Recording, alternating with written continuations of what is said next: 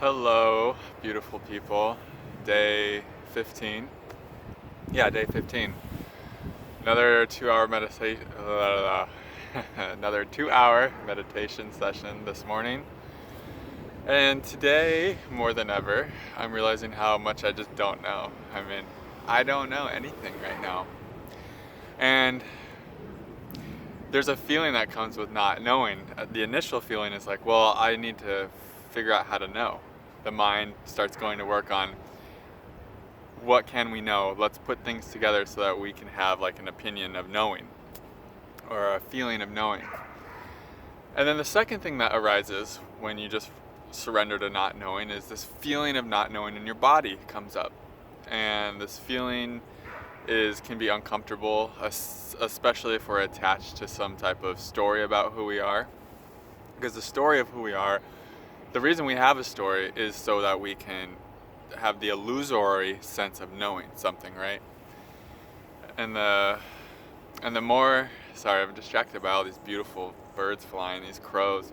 But anyways, the more we let go of this story, the more we fall into this place of uncertainty, of just not knowing, in a deeper sense, we know who we are more than ever. But as far as the externals and our destiny and whatever's going to happen, we don't know. And that's what I'm feeling today. And can I be okay with not knowing? Can I still find it inside of me to be comfortable and relaxed and open and spacious even when I don't know? It's a really liberating feeling to not know, because then you just kind of let life take over, and you start to see how Matt Kahn said it. Speaking of not knowing, I was watching a Matt Kahn video, like maybe he knows. But he said that, who cares what he said? I don't even know. But see, I don't know. Nothing known today. And it's really quite something for the ego to realize. It really brings about a deep letting go when we just wake up and realize we don't know anything.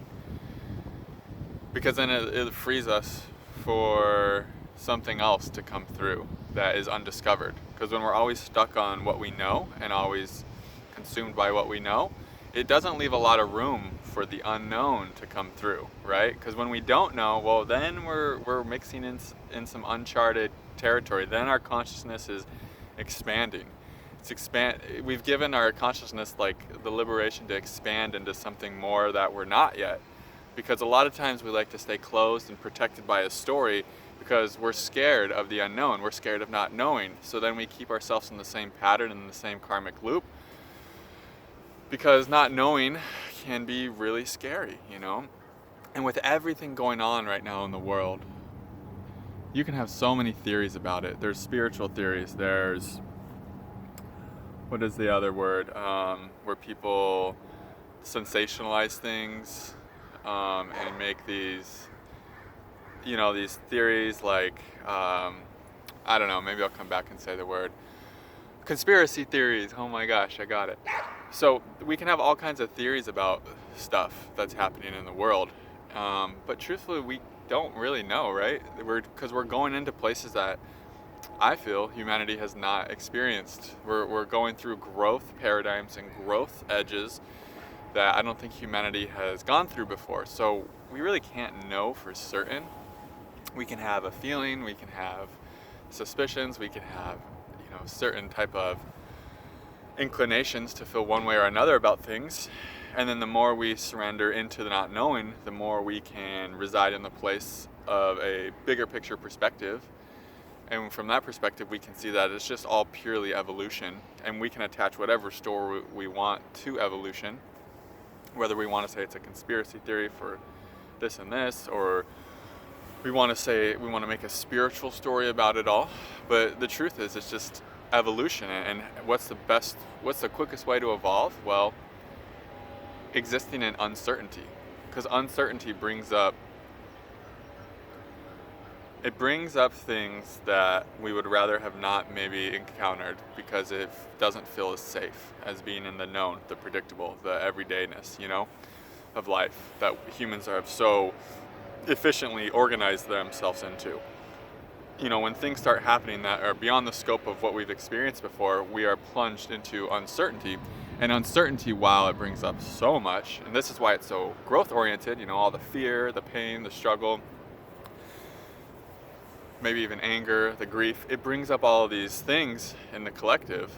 And so while in the short term it can be majorly inconvenient and bring up a whole bunch of stuff, in the long term, where it puts us afterwards is like a whole restructuring.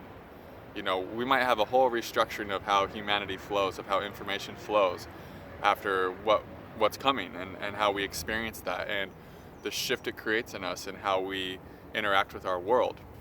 And this isn't to say it will be good or bad or anything like that. It's not to make a judgment of the shift that's coming, that's currently taking place, and that will continue to evolve. It's just to say that this is evolution, you know, and evolution can look a million infinite different ways, and we can all have our own perspective on it, and what it means, and how it you know, and how it comes about, and whether it's good or bad or whatever. But the thing I've been like just going to is, how does it feel? You know, how am I feeling in my body? And I just have these sensations of not knowing anything today. So yeah, that's what came through today. I hope you guys are well, and I will see you on day 16. Namaste.